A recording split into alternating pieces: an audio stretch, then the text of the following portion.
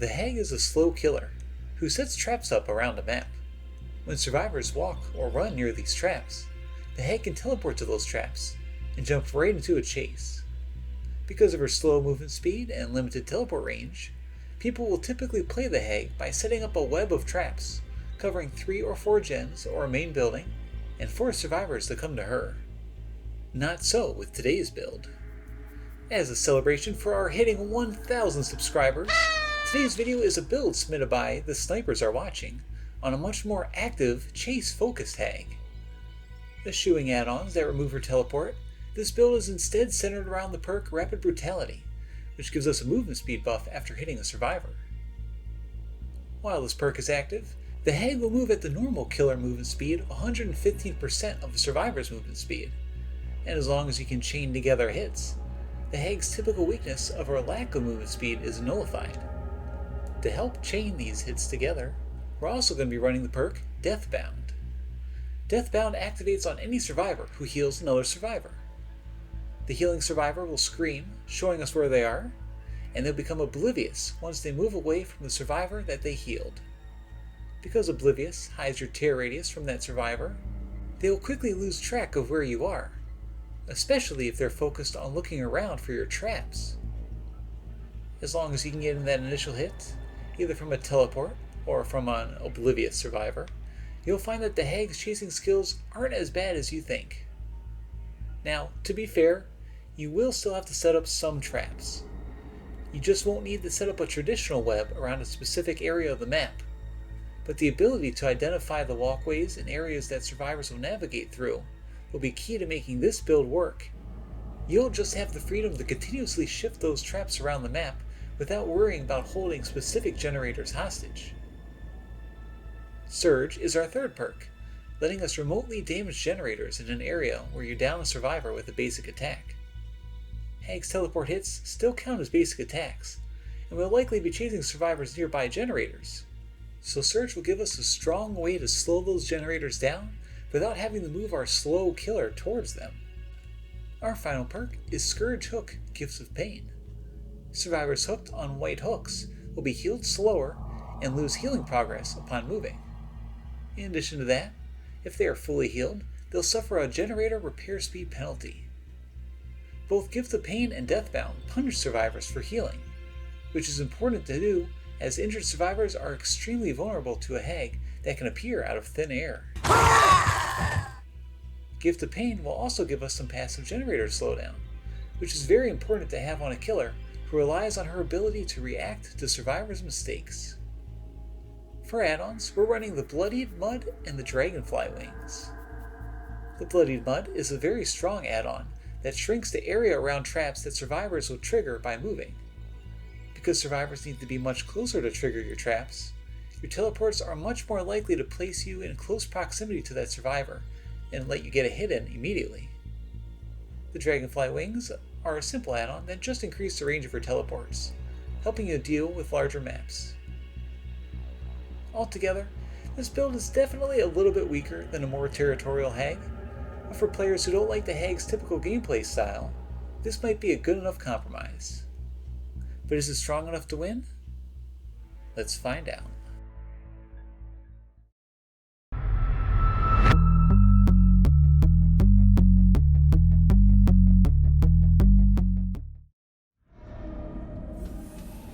Alright, RPD. This map has a lot of preset tiles, so knowing exactly where to put traps is pretty easy. I'm going to pull one right by the window. I actually wonder if I place it a little too far away. I'm even using the green add-on here, which makes my radius smaller. I see someone already. I want to put down a trap here, stop someone from running upstairs. Where are they going? Here's another person. And here's the David King. He went right down because he was injured from the start due to a perk called No Mither, which has you injured for the entire trial. And you know, I don't need the Scourge Hook. I'll just put him on a regular hook. Let me put a trap down over here, right below that. And I hear a gen being worked on. Oh, that's so useful for us getting that hit in. Rapid Brutality is active, so we can get a little bit of a chase going here. And we do have that trap that we just put down.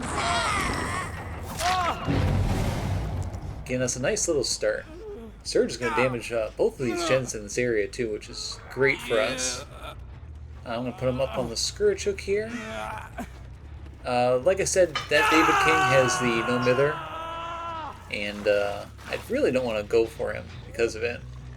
I always feel bad when someone brings No Mither, because they're either doing a special challenge, which I think he is because he's David King, or they're using a build that uses No Mither. My eyes. They use No Mither along with perks like Boil Over to try to be able to wiggle out the killer's grasp. They don't seem to be doing that yet, although if they do, we'll change our game plan. Okay, that was a pretty bad teleport for us, but I should be able to get her here. She plays that bad. She had vaulted the window, we could have teleported. We saw a scream right there. A lot of stuff going on over here. Let me put this trap right back down.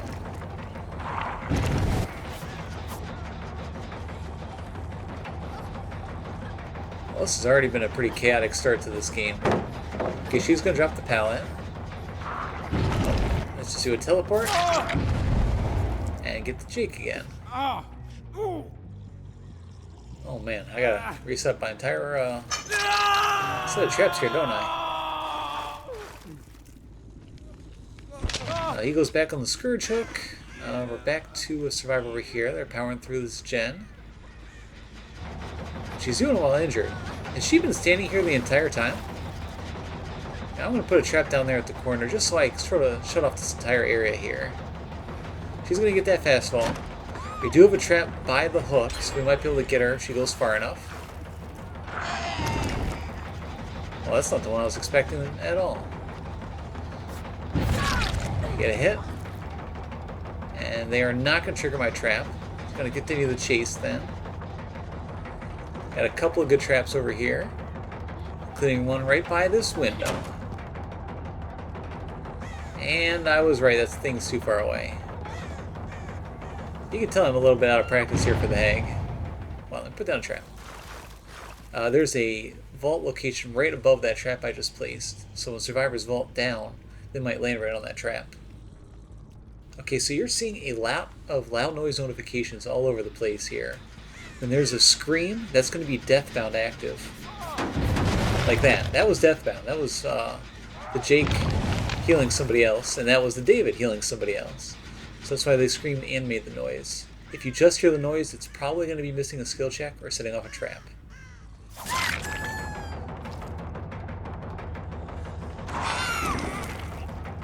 You know, I should not have teleported there. It does let her get to this pallet here. I don't really have any traps in this area. I'm going to cut off this back ways. She hesitated a second, which is good for me. And she makes a mistake and goes for that same pallet. In fact, I'm not even going to break this pallet. I'm going to pick her up, and leave that pallet there on the ground. Okay, so that was somebody setting off a trap.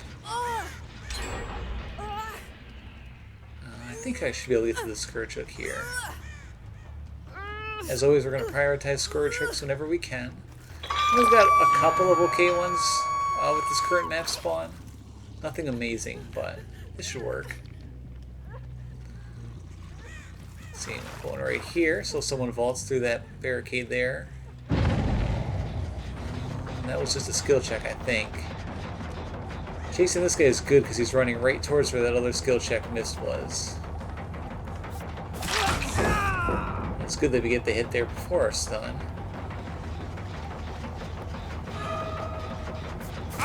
It's the David again. Let's see if he's going to run all the way up. Okay, he's not coming back. We'll hook the David. It's his second hook. And we can use this trap I just placed down too. I kind of wish I could wipe away that trap on the ground, but only survivors can wipe them away. I can kind of like recycle traps if I cycle through all the max traps and get rid of the oldest ones first, but that's too much work.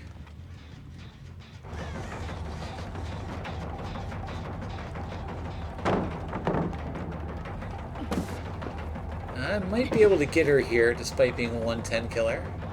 Nah. Okay, I'm going to put down a trap. She is going to run around.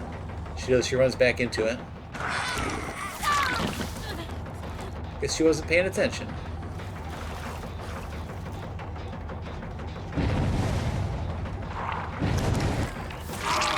Oh, that was the David. I'm going to let him run off. We got two over here we're chasing. She's trying to take a hint for that injured survivor. But you know what? I'm actually quite happy to chase her. And what was that flashbang? That was the worst flashbang I've ever seen in my entire life.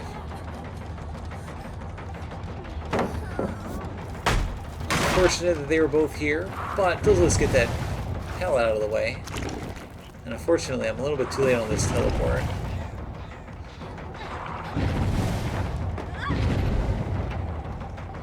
You know, I gotta say, I've played a lot of Hag. Oops. But talking while I play Hag is definitely something new for me. It's a little bit harder to do that than the other killers. There's just so much stuff going on all at once. Okay, I want to get to that Scourge hook over there on straight ahead. Yeah, I should be able to make this.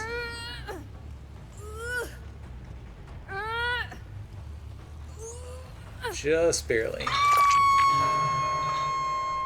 let's shut off this area right here. As always, put down your traps in the middle of intersections that survivors will be walking through. Geez, most of our traps are gone. Man, this gen has regressed so much.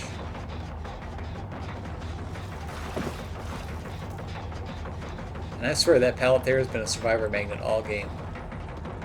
But we do have one trap off to the right. So I'm going to shut off this area here in case he runs back. If he goes straight for the hook, we'll be able to down him just like that. In fact, I'm going to put this trap right back down. Okay, so she just ran for him right there to like pick him up, even though he was just freshly down. So I'm pretty sure she's got a perk combo that lets her pick up down survivors instantly if she's healthy. If that comes up, I'll try to explain it. I might just end up pausing the video just to put the perks up on the screen. Oh, and the Jake there is dead. I wasn't even paying attention. But we're down to 2 gens, so a kill here is definitely something that we needed. Okay, we have 200 people we're chasing. No traps in this area, though. The trap on the ground is gone, but she didn't even go that way either. Let me see how I should do this. Now she's going to have to leave this area. You know, that was a bad teleport for me. I don't know why I thought she was going to hesitate there. Something I've noticed while playing Hag is that some survivors, if they set off a trap that's right in front of them, they'll stop and immediately double back, expecting you to... Oh man, I can't believe I missed that. Expecting you to teleport to it immediately, so you can trick them into running straight into your grasp. I'm going to leave her alone for a second, actually.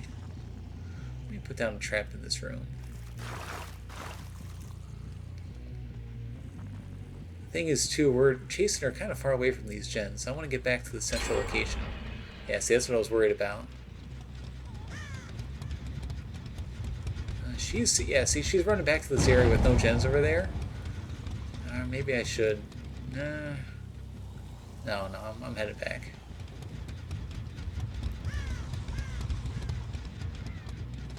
Now, I noticed Fang there just got healed, and I didn't hear her scream. So I wonder if that was a medkit she used, or if she just didn't scream for some reason. This person's got a lot of distance. Let's set up a trap. Okay, so that was the Sable being healed. And I think the Fang screamed there. So I'm not sure.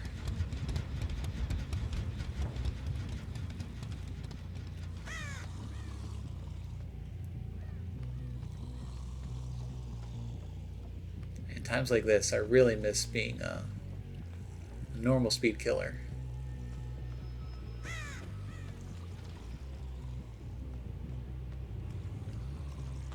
Okay, this gen has no progress, but she's here, and she got so close, I'm almost positive because of Deathbound. So probably when she healed the Sable, she just didn't hear our tear radius. That was a panic drop to another pallet. Yeah, come on, make a mistake. Drop that pallet. There you go. And then you go down. Oh, don't do it. Oh, she did it. She did it. Well, that was the FTP combo. If you've ever had that happen to you in your games, let me explain what that was. The FTP combo is the combo where a healthy survivor uses the perk For the People to injure themselves in order to instantly heal another survivor for one health state, either from injured to healthy or from incapacitated to injured. This is a risky play to do in the killer's face, because as you just saw there, normally the killer would just hit that injured survivor to immediately send him right back down to the ground.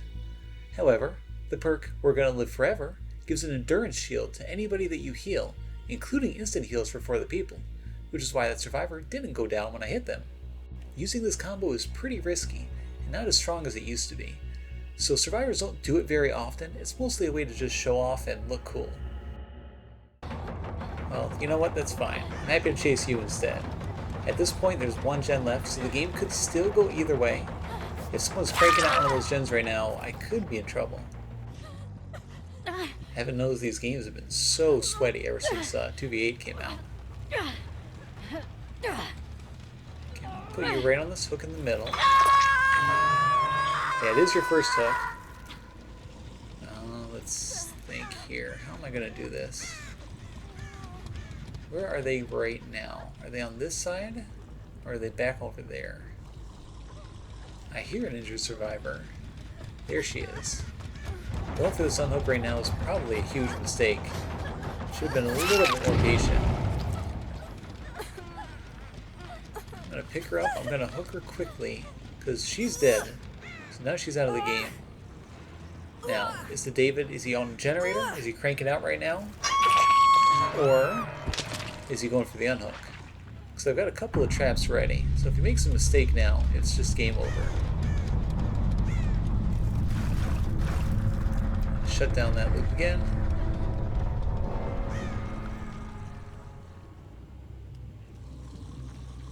Oh, and there we go. You would think he would have been more patient, especially playing against the Hag. But I am happy to end the game right now.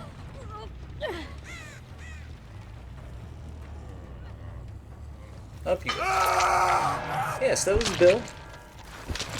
As you saw there, even with all the surge procs that we had towards the big center of the map, they still got 4 gens done. So it's definitely a bit of a more risky build than a more standard Hag build. But, you know, it is a lot of fun.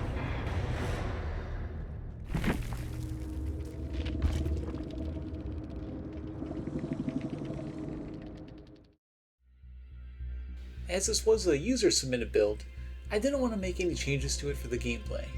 However, I will mention here that there are a few perk alterations that you could try. Save the best for last gets a stack every time you hit a survivor, and reduces your post-hit animation. Because you spend less time slowed down after a hit, this perk actually works very similar to Rapid Brutality in terms of time saved catching up to a survivor, but it also has the added advantage for the Hag, so that you teleport sooner after a hit if somebody activates your trap. The downside of this perk over Rapid would be that you need to have a few stacks on it for it to be comparable, and as your hits will often be on teleport hits, you won't have much luck avoiding your obsession to save stacks. Another alternative would be Sloppy Butcher over Scourge Hook Gift of Pain. While Sloppy lacks the Generator Repair Speed debuff, Sloppy is applied on basic attacks instead of requiring the survivor to be hooked on a Scourge Hook. This will give you more freedom to apply its powerful debuff in a hit-and-run playstyle without having to commit to hooking a survivor.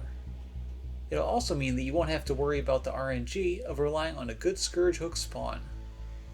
Both of these perks, though, are side grades, and are more about personal preference. you can definitely run the build as is and still get some good effects from it. Well, that's the video, and I hope you enjoyed it.